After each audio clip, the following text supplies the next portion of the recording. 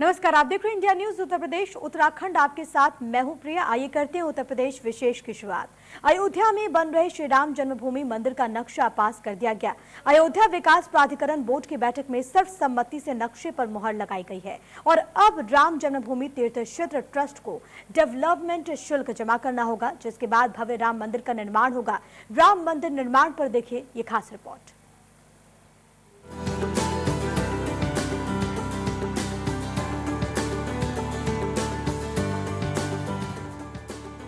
राम की कृपा से सब काम हो रहा है। पहले भव्य भूमि पूजन हुआ और अब अयोध्या में बन रहे भव्य श्री राम मंदिर का नक्शा भी पास हो गया है। अयोध्या विकास प्राधिकरण बोर्ड की बैठक में सर्वसम्मति से नक्शे को पास कर दिया गया। 67 एकड़ भूमि में भव्य मंदिर बनेगा और इसके लिए 36 से 40 महीने इंतजार करने पड़ेंगे। मतलब ये कि मंदिर 3 से 4 साल में बनकर तैयार हो जाएगा। बैठक में डीएम अनुज झा भी मौजूद रहे। इस दौरान उन्होंने क्या कुछ कहा, सुनिए। डिस्कशन हुआ, सारी चीज़ों पर डिस्कशन करके बोर्ड ने उसको स्वीकृति दी है, ऐसा पास किया। लेआउट कितना है और जो कवर्ड एरिया है जिस पे मंदिर का निर्माण होना है वो कितना है लगभग? जो लेआउट जो है वो पूरा ही 67 एकड़ का उन्होंने दिया हुआ है, तकरीबन 3.25 लाख स्क्वायर मीटर का है और 12,879 मीटर का जो है वो कवर्ड एरिया है। तो जो मानक है इसमें फ्लोर एरिया रेशियो का जो मानक है उसके मुकाबले काफ़ी कम उन्होंने अभी प्रपोज किया है। ओनली अभी उन्होंने बस मंदिर का प्रपोज किया है, तो उसको राम मंदिर निर्माण को लेकर राम जन्मभूमि तीर्थ क्षेत्र ट्रस्ट को डेवलपमेंट शुल्क जमा करना पड़ेगा। लेबर सेस जमा करने होंगे और इसके बाद भव्य राम मंदिर का निर्माण होगा। लेकिन शुल्क कितना जमा करना है ये भी आपको बताते हैं। डेवलपमेंट शुल्क 2,11,33,184 रुपए, लेबर सेस के रूप में 15,03,63 रुपए जमा करने होंगे।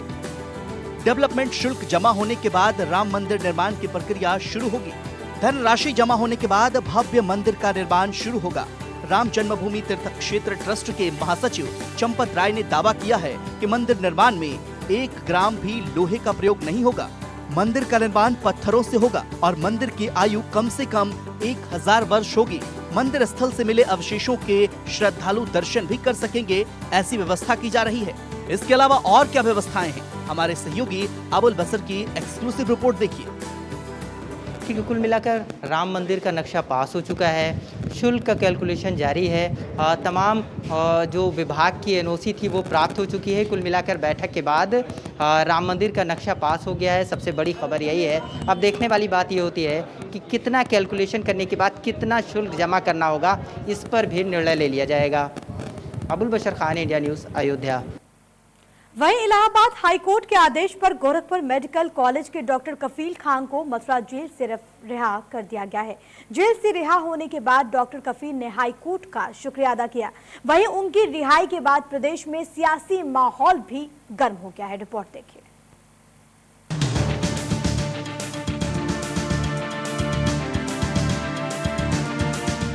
हाईकोर्ट के आदेश पर आखिरकार 7 महीने बाद मथुरा जेल से डॉक्टर कफील खान को रिहा कर दिया गया।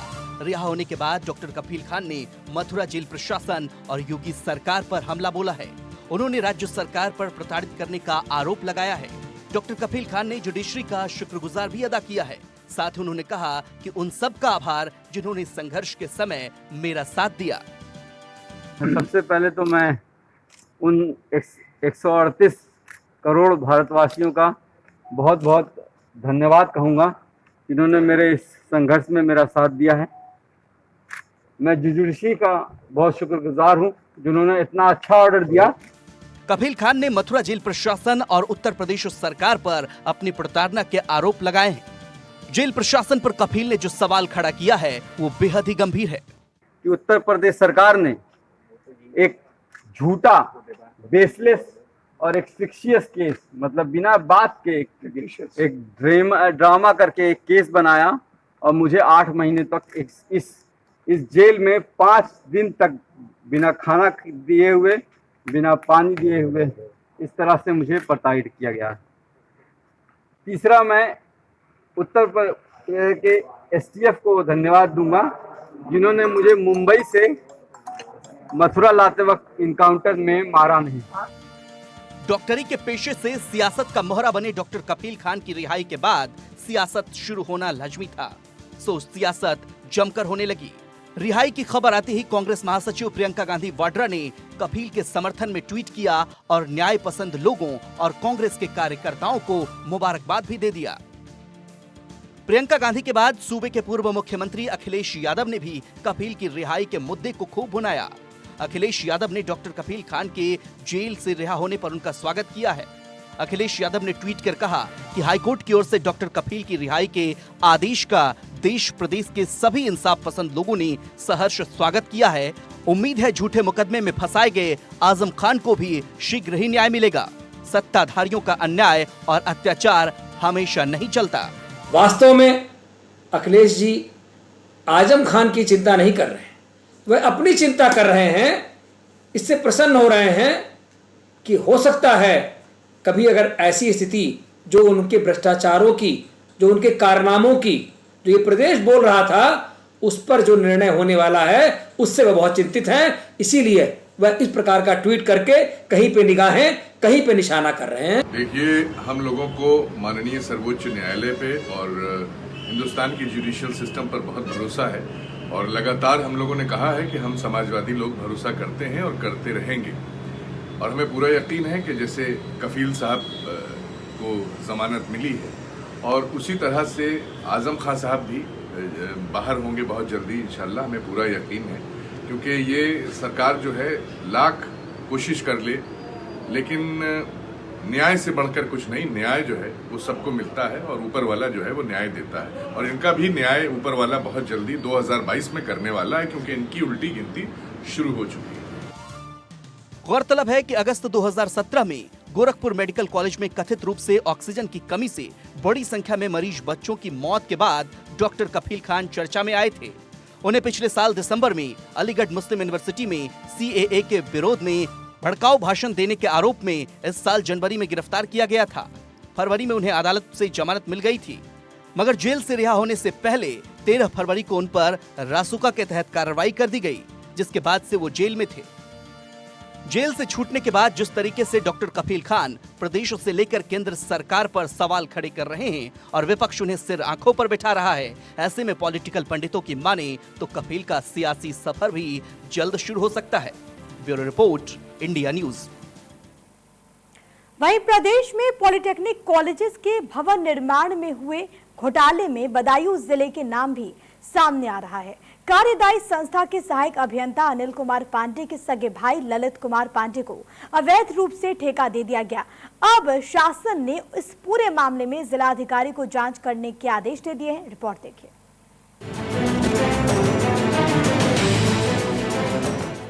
वादा तो था भ्रष्टाचार मुक्त उत्तर प्रदेश बनाने का, लेकिन घोटालों की फहरिस्त जिस तरीके से सामने आ रही है, उस पर यह वादा खिलाफी लगती है। तस्वीरों में चमक बिखेर रहे पॉलिटेक्निक संस्थानों के ये भवन भ्रष्टाचार की कहानी बयां कर रहे हैं। नजर नहीं पड़ी तो देख लीजिए, आगे देखिए, पीछे देखिए, दाएं और बाएं भी देखिए। भवन के चारों ओर सीमेंटेड ईंट पर घास ऐसे उगी है मानो NGT के सारे नियम यहीं फॉलो किए जाते हैं। प्रकृति की हरियाली के साथ पॉलिटेक्निक कॉलेज की बिल्डिंग का जो नजारा आपको दिख रहा है, उस पर खुश मत होइए। दरअसल ये तस्वीर सिस्टम को मुंह चिढ़ाती नजर आ रही है।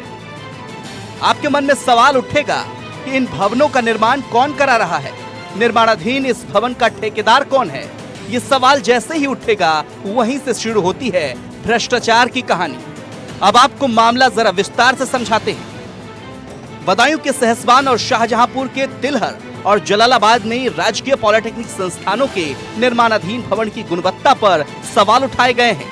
जांच रिपोर्ट के मुताबिक आपूर्ति की गई निर्माण सामग्री का पूरा उपयोग किया गया या नहीं, इसकी तकनीकी विशेषज्ञों से जांच कराने की आवश्यकता है। इन संस्थानों के भवन निर्माण कराने की जिम्मेदारी उत्तर प्रदेश राज्य निर्माण सहकारी संघ को दी गई है, लेकिन बदायूं के इस पॉलिटेक्निक भवन का निर्माण कार्य किसी और के हाथों में है। जांच रिपोर्ट में यह बात सामने आई है कि कार्यदायी संस्था के सहायक अभियंता अनिल कुमार पांडे और ललित कुमार पांडे सगे भाई हैं, जबकि नियमानुसार ललित को ठेका नहीं मिल सकता था। यहाँ ठेकेदार ललित कुमार पांडे को बिना उचित प्रक्रिया अपनाए ठेका दे दिया गया।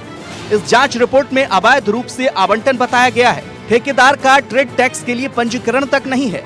इससे कर चोरी और शासकीय धन के दुरुपयोग की आशंका भी जताई जा रही है।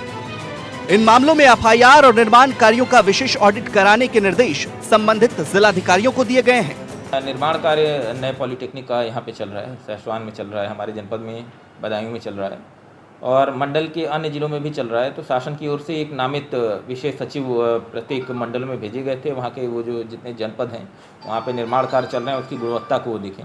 तो उस क्रम में हमारे यहाँ शासन से विशेष सचिव आभा गुप्ता आई थी यहाँ और आके उन्होंने इनका निरीक्षण किया था।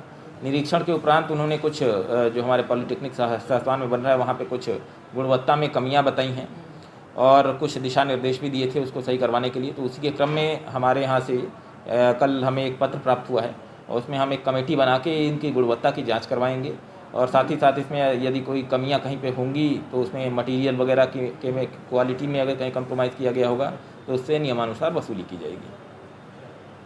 उत्तर प्रदेश के मुखिया योगी आदित्यनाथ ने प्रदेश को भ्रष्टाचार मुक्त बनाने की बातें करते हैं, वहीं उनके कुछ अधिकारी इस काम में उनका पलीता लगाते नजर आ रहे हैं। बात करें बदायूं जिले के सहसवान ब्लॉक की, जहां राजकीय पॉलिटेक्निक में एक बड़ा घोटाला सामने आया है, जिसमें कार्यदायी संस्था राजकीय निर्माण निगम सहकारी संघ के एई अनिल कुमार पांडे ने नियमों को ताक पर रखकर अपने सगे भाई ललित कुमार पांडे को ठेका आवंटित कर दिया। बात करें जो संस्था है उसका ना तो पंजीयन है, जिससे कर चोरी व धन दुरुपयोग की आशंका जताई जा रही है। जब इस मामले को इंडिया न्यूज़ ने प्रमुखता से उठाया तो प्रशासन हरकत में आया। बदायूं के जिलाधिकारी का कहना है कि इसकी एक जांच कमेटी बना दी गई है, जो भी दोषी होगा उसके विरुद्ध सख्त से सख्त कार्रवाई की जाएगी। वहीं शासन की जांच रिपोर्ट के आधार पर निदेशक अल्पसंख्यक कल्याण जेपी सिंह ने इन मामलों में दोषी व्यक्तियों के खिलाफ एफआईआर दर्ज कराने के लिए बदायूं और शाहजहांपुर के डीएम को पत्र लिखा है। इसमें अनिल कुमार पांडे और ललित कुमार पांडे के खिलाफ भी एफआईआर दर्ज कराने के लिए कहा गया है। अब देखना होगा एफआईआर के बाद कार्रवाई कब तक हो पाती है। Bureau report, India news. तो वहीं मथुरा में एक विदेशी मूल की लड़की के साथ रेप का मामला सामने आया। रेप का आरोपी युवक पाकिस्तान के कराची का रहने वाला है। पर्दा की तहरीर पर पुलिस ने केस दर्ज करते हुए आरोपी युवक को गिरफ्तार कर लिया। पूछताछ जारी है। घटना वृंदावन कोतवाली क्षेत्र के NRI ग्रीन सोसाइटी की है। पर्दा यूक्रेन निवासी है। वो अपने माता पिता के साथ बीते 5 साल से वृंदावन के NRI ग्रीन सोसाइटी में रह रही थी। पीड़ित लड़की ने पुलिस को दी तहरीर में आरोप लगाया है कि सोमवार रात वो फ्लैट में अकेली थी। उसके पिता किसी काम के सिलसिले से बाहर गए थे। लड़की के अनुसार आरोपी शख्स मौके का फायदा उठाकर उसके फ्लैट पहुंचा, नाबालिग के साथ दुष्कर्म किया गया। 1 सितंबर को थाना वृंदावन पर वादी द्वारा सूचना दी गई कि उनकी बेटी के साथ एक जो संगीत सिखाने वाले व्यक्ति हैं, जिनका विगत 5 वर्षों से उनके घर पे आना जाना है, उनके द्वारा दुष्कर्म किया गया।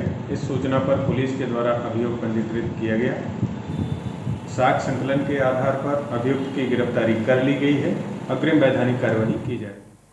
शामली में पबजी गेम खेलने को लेकर हुए संघर्ष में एक पक्ष की गिरफ्तारी के बाद अब दूसरे पक्ष ने भी आरोपी की गिरफ्तारी की मांग को लेकर गांव में पंचायत का आयोजन किया। पंचायत ने ग्रामीणों को चेतावनी दी कि यदि जल्द ही आरोपी की गिरफ्तारी नहीं की गई तो वो आंदोलन करने को मजबूर होंगे। पंचायत कार्यकर्ताओं ने आरोप लगाया कि इस विवाद में जाट पक्ष के 5 लोग गिरफ्तार होकर जेल जा चुके हैं और ब्राह्मण पक्ष के लोग अभी गांव में खुले घूम रहे हैं और वह झूठे पलायन के पोस्टर लगाकर प्रशासन पर दबाव बना रहे हैं।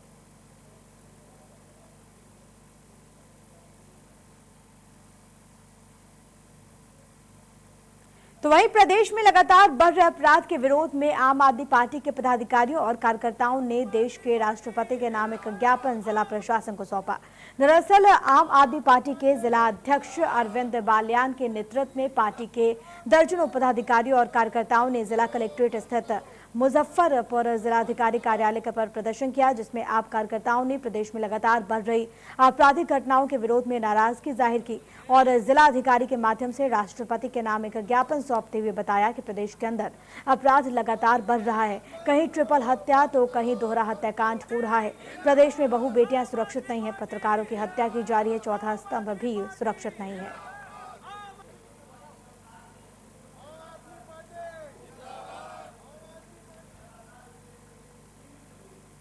तो वहीं कुशीनगर में नारायणी नदी लगभग हर वर्ष किसी न किसी गांव का अस्तित्व समाप्त कर देती है। सरकारें आती हैं, वादा करती हैं, लेकिन नदी किनारे बसे गांवों की समस्याएं जस की तस बनी हुई हैं। घर नदी में विलीन हो जाते हैं, खेती लगभग हर साल कट जाती है। जो गांव नदी के निशाने पर होते हैं वो अपना अस्तित्व खो देते हैं। 2 साल पहले अहिरौली दांग का कचहरी टोला अपना अस्तित्व खो चुका है। कुछ लोग अपना आशियाना बनाकर दूसरे जगह पर स्थापित हो गए तो कुछ गरीब लोग आज भी विस्थापित का जीवन जीने को विवश हैं। इनकी समस्या आज भी पहाड़ बनकर खड़ी है।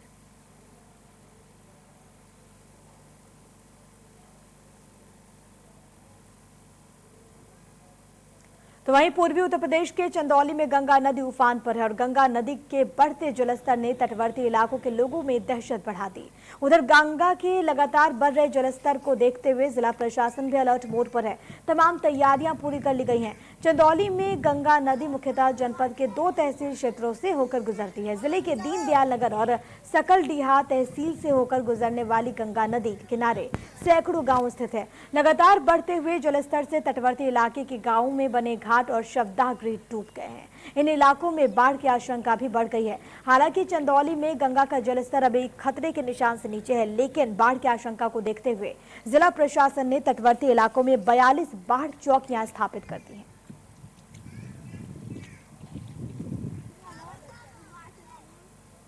तो वहीं हरदोई में 24 घंटे में 5वीं हत्या की वारदात हो गई। कोतवाली देहात इलाके में 5 दिन से लापता एक युवक का शव खेत में मिला। एक दिन पहले ट्रिपल मर्डर का मामला सामने आया। एसपी फॉरेंसिक टीम और कोतवाली देहात पुलिस के साथ मौके पर पहुंचे। पुलिस ने मामले में पड़ताल की और शव को कब्जे में लिया। मृतक के पुत्र ने 30 अगस्त को कोतवाली देहात में गुमशुदगी का मामला दर्ज कराया था। फिलहाल परिजन हत्या की आशंका जता रहे। पुलिस पूरे मामले की जांच में जुटी हुई है। एसपी का यह कहना है कि प्रकरण में सभी तथ्यों को ध्यान में रखकर जांच हो रही है। जल्द ही पूरे मामले का खुलासा हो जाएगा।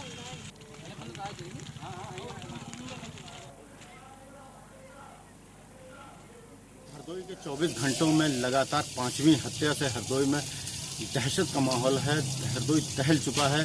आपको बता दें कि कल के ट्रिपल मर्डर के बाद शाम को एक पति ने अपनी पत्नी का गला रेता और फरार हो गया और आज सुबह मक्के के खेत में एक लाश मिली है। राम सुखपाल नाम के व्यक्ति की, जो पोखरपुरवा कोतवाली देहात का रहने वाला है। अपनी फसलों को बचाने के लिए वो खेत से घर से बाहर निकला था, लेकिन उसके परिजनों ने उसको गुमशुदगी दर्ज कराई। लेकिन आज सुबह जब परिजनों को ये पता चला कि लाश में बदबू आ रही है कहीं, तो उन लोगों ने पुलिस को सूचना दी। पुलिस फॉरेंसिक टीम के साथ पहुंची और उसके शव को बरामद किया। सड़ी गली लाश मिली है और एडिशनल एसपी का कहना है कि हो सकता है कि ये मर्डर रंजिशन हुआ हो। हालांकि पुलिस इस पूरी घटना को खोलेगी जरूर, लेकिन भय और आतंक का माहौल जिस तरीके से इस योगी सरकार में है और 24 घंटे के अंदर 5 हत्याएं हो जाना अपने आप में एक बड़ी दुखद बात है और इसको पुलिस कब तक सॉल्व करेगी ये आने वाला समय बताएगा। हरदोई से आलोक सिंह।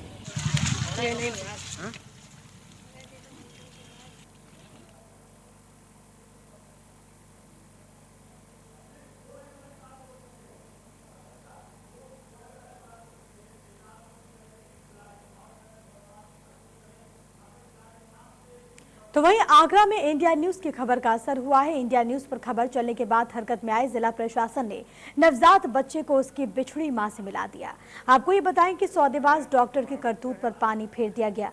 इत्मादौला थाना क्षेत्र के जेपी हॉस्पिटल संचालक ने रिक्शा चालक की मजबूरी का फायदा उठाया था।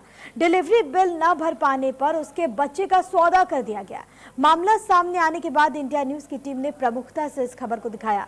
खबर का ऐसा असर हुआ कि बच्चा 24 घंटे में ही मां की गोद में पहुंच गया।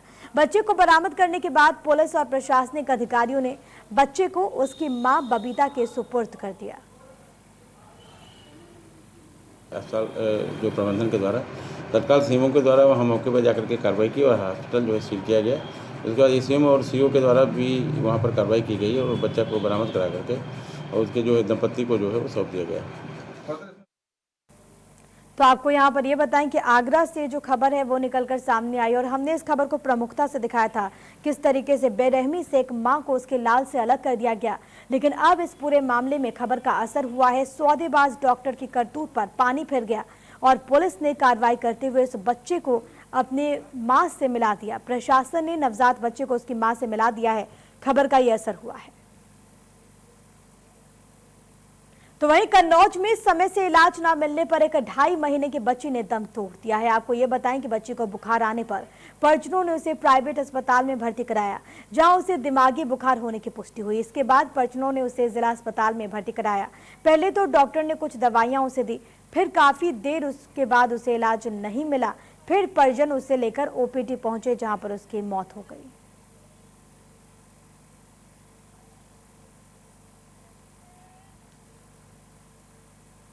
और इन्हीं तमाम खबरों के साथ उत्तर प्रदेश विशेष में आज के लिए फिलहाल इतना ही। नमस्कार।